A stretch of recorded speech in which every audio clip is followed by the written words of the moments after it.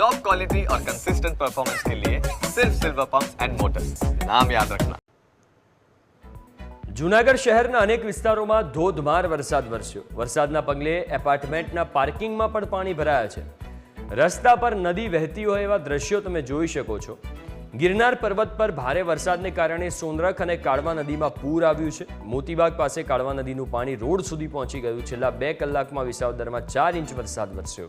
ભેંસાણમાં 1.5 inch, મેંદરડામાં 1.25 inch વરસાદ વરસ્યો છે અને અનેક વિસ્તારો પાણીમાં ગરકાવ થઈ ગયા છે. શહેરમાં અને જિલ્લામાં મુશળધાર વરસાદ વરસી રહ્યો છે. ભારે વરસાદને લઈને ઇન્દ્રભારતી બાપુએ ભવનાથ તળેટીમાં લોકોને અવર જવર ન કરવા માટે અપીલ કરી છે. ભવનાથ વિસ્તારની અંદર અતિ ભારે વરસાદ છે, તો કોઈ પણ વ્યક્તિ, સેવક સંપ્રદાય, કોઈ પણ ભક્તોને ભવનાથ તરફ હમણાં આવવું નહીં.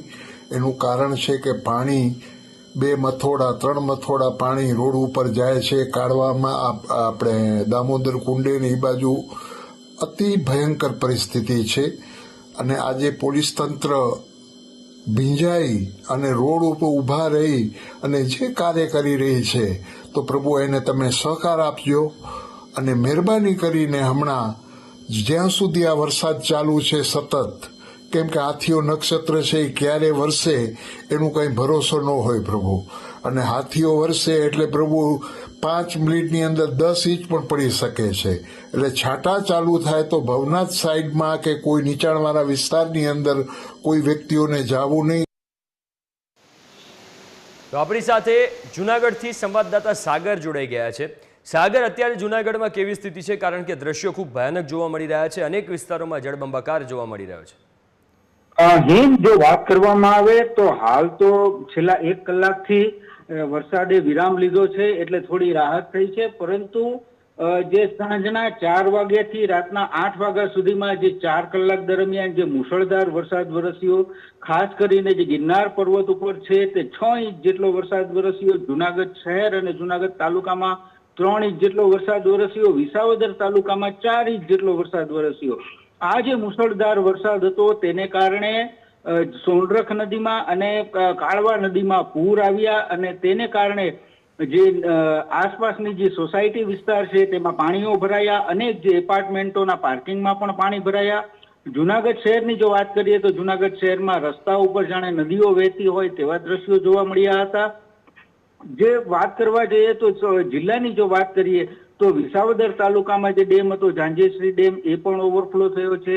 જે વિજાપુર ગામ છે, વિજાપુર ગામે પણ જે પાણીમાં જે કેટલાક લોકો ફસાયા હોવાનો એક જે વહીવટી તંત્રને મેસેજ મળ્યો, તેને કારણે ત્યાં SDRFની ટીમ રવાના કરવામાં આવી છે અને જે લોકોને રાહત બચાવની કામગીરી છે તે કરવામાં આવી છે. તંત્ર છે તે એલર્ટ ઉપર છે. જિલ્લા collector Anilkumar Ranavasiya, commissioner doctor Om Prakash સહિતની જે તેમની વહીવટી તંત્રની જે ટીમ હતી એ પણ સ્ટેન્ડ બાય હતી અને ભવનાથ વિસ્તારમાં લોકોને અવર જવર નહીં કરવા પણ એક તંત્ર દ્વારા અપીલ કરવામાં આવી હતી. પોલીસનો બંદોબસ્ત ગોઠવવામાં આવ્યો હતો કે જે લોકો ભવનાથ વિસ્તારમાં હોય ત્યાંથી તેમને બહાર કાઢવામાં આવતા હતા અને ત્યાં લોકોની અવર જવર માટે તે બંધ કરવા માટે તે અપીલ કરવામાં આવી હતી. કારણ કે જે પૂરની સ્થિતિ હતી, દામોદર કુંડનું એક રૌદ્ર સ્વરૂપ જોવા મળ્યું હતું. કારણ કે જે સોનરખ નદીમાં જે પૂર આવ્યું, ગિરનાર ઉપર જે ભારે વરસાદ પડ્યો તેને કારણે જે સોનરખ નદીમાં પૂર આવ્યું અને દામોદર કુંડ ઉપર સોનરખ નદીનું રૌદ્ર સ્વરૂપ જોવા મળ્યું હતું. કાળવાનો જે નદી છે, કારણ કે દાતાર પર્વત ઉપર પણ એટલો જ વરસાદ વરસ્યો અને કાળવા નદી છે તેના જે પાણી છે એ રોડ સુધી આવી ગયા હતા. જે મોતીબાગ જે રાયજીનગર વિસ્તાર છે ત્યાં કાળવા જે નદી પસાર થાય છે ત્યાં રોડ ઉપર પાણી પહોંચી ગયા હતા અને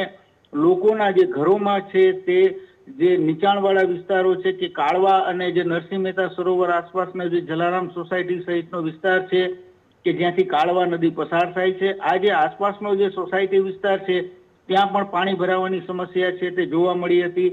હાલ વરસાદે વિરામ લીધો છે એટલે લોકોને એક રાહત થઈ છે, પરંતુ જે જાણકારોના મતે અને જે આગાહીકારો છે તેમના મતે હજુ પણ વરસાદ છે વરસી શકે છે. કારણ કે હાથિયા નક્ષત્ર ચાલી રહ્યું છે એટલે હાથિયા નક્ષત્રમાં ગમે ત્યારે છે તે ધોધમાર અને મુશળધાર વરસાદ વરસે તેવી એક સંભાવના વ્યક્ત કરવામાં આવી છે.